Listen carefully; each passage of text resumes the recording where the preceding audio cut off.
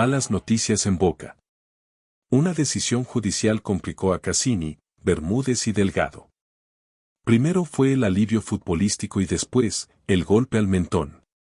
Tras la victoria el sábado por la noche en Mendoza por penales sobre Talleres, que clasificó a Boca a los cuartos de final de la Copa Argentina, el Consejo de Fútbol recibió la noticia más temida: Jorge el Patrón Bermúdez, Raúl Cassini y Marcelo Chelo Delgado quedaron muy complicados en la causa judicial por el presunto encubrimiento del abuso sexual cometido por el exdirector técnico del plantel femenino, Jorge Martínez, contra la ex empleada de prensa del club, Florencia Marcó. La situación que ellos junto a sus letrados creían que podía aliviarse cuando se enteraron que la Cámara había corrido del proceso al fiscal Marcelo Martínez Burgo, que los tenía en la mira, se volvió un boomerang. El nuevo instructor en tribunales, Marcelo Roma, ratificó todo lo actuado por su predecesor y fue un paso más allá, pidió con urgencia las indagatorias de los 3 miembros del Consejo de Fútbol boquense, paso previo a solicitar sus procesamientos y la elevación a juicio. Si bien para sacar conclusiones todos deberían esperar al acto de defensa, como es la indagatoria, en tribunales creen que la carga probatoria es muy alta como para que la acción no termine con el trío de exjugadores sentados en el banquillo de los acusados, enfrentando penas que alcanzan hasta 3 años de prisión. Pero a eso hay que sumarle en el caso de Bermúdez y Delgado otra causa que tiene el mismo origen, que es la de falso testimonio en perjuicio de Marcó. Y este delito contempla pena de 1 mes a 4 años de prisión. Si bien la suma nunca es matemática, la composición de pena en caso de ser declarados culpables es sumamente preocupante para la institución. Para entender la actual situación hay que remontarse al caso que la originó. El 10 de abril de este año Jorge Martínez, ex lateral del club Xeneize y de la selección argentina, fue condenado a 1 año de prisión por abuso sexual simple contra la empleada Marcó, quien lo había denunciado por acosarla y tocarla en sus partes íntimas. Marcó había dicho que el Consejo de Fútbol del club sabía de la situación porque ella les venía comunicando el infierno que estaba viviendo y que no hicieron nada para revertir el tema o sancionar a Martínez. Pero en el juicio, Bermúdez y Delgado negaron cualquier conocimiento previo del tema hasta que éste llegó a los medios. El fiscal del juicio, Marcelo Martínez Burgo, no les creyó nada y pidió, después de conseguir el fallo condenatorio contra Martínez, que se les formara una causa por falso testimonio y otra por encubrimiento, donde incluyó también a Cassini y a quien era la responsable del Departamento de Género e Igualdad, Adriana Bravo. Ambas comenzaron a tramitarse por separado. La más importante, la del encubrimiento, quedó en manos de Martínez Burgo, quien aceleró los tiempos. En menos de 2 meses tomó 22 declaraciones testimoniales e imputó y pidió al juez Alfredo Godoy las indagatorias de los 3 exfutbolistas, como adelantó en su momento Infobae.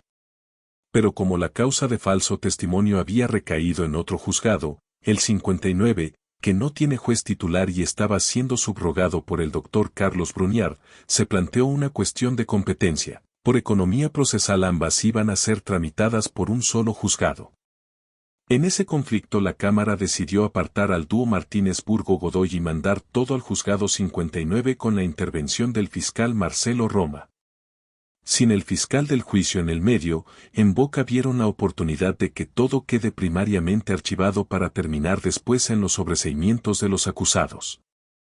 Pero cuando tomó contacto con las fojas de la causa, Roma vio que la evidencia estaba consolidada. Sobre todo por testigos que ratificaron lo que dijo Marcó, entre ellas futbolistas de aquel plantel femenino de Boca, e intercambios de WhatsApp de la jefa de prensa con los integrantes del Consejo de Fútbol.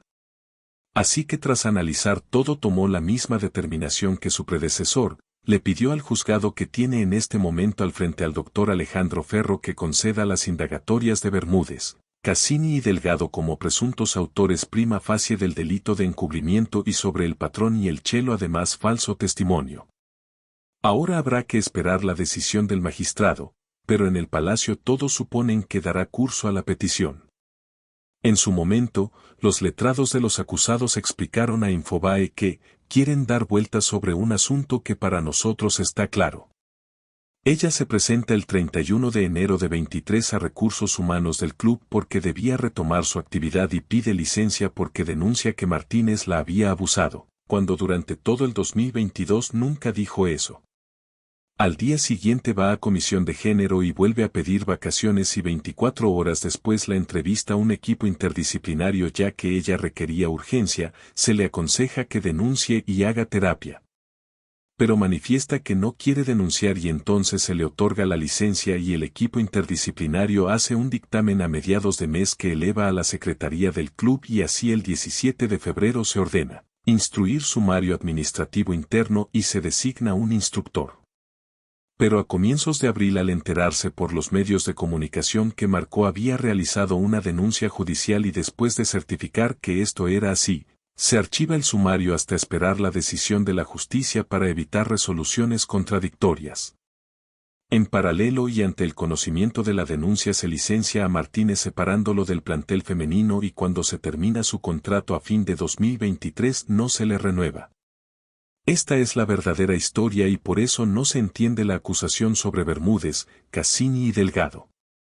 Ante ello Marcó respondió que entre marzo de 2022 y enero de 2023 hablé con el Consejo de Fútbol y directivos de Boca sobre las situaciones de abuso y violencia que estábamos viviendo por parte del DT, donde les detallé puntualmente lo que estaba sufriendo. Como no hacían nada, el 31 de enero de 23 presenté la denuncia en Recursos Humanos y en el Departamento de Inclusión e Igualdad y al día siguiente se abrió el protocolo con una entrevista realizada por la abogada y la psicóloga de dicho departamento y en el juicio la misma psicóloga declaró que no habían tomado acción porque no consideró grave el hecho denunciado. Es más, la respuesta fue que debía reintegrarme a mis labores.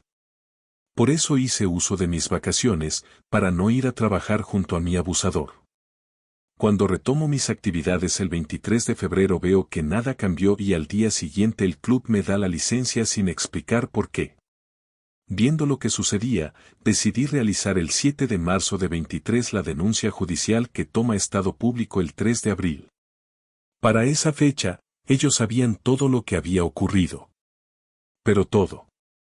Y siempre lo encubrieron pensando que no iba a pasar nada. Entre ambas declaraciones el primer fiscal, Martínez Burgo, con la prueba recolectada, le creyó todo a Marcó. Y cuando cambió de fiscal el caso, algunos suponían que también podía modificarse la situación. Pero al contrario, el nuevo instructor, Marcelo Roma, confirmó y se sumó a lo decidido por su antecesor.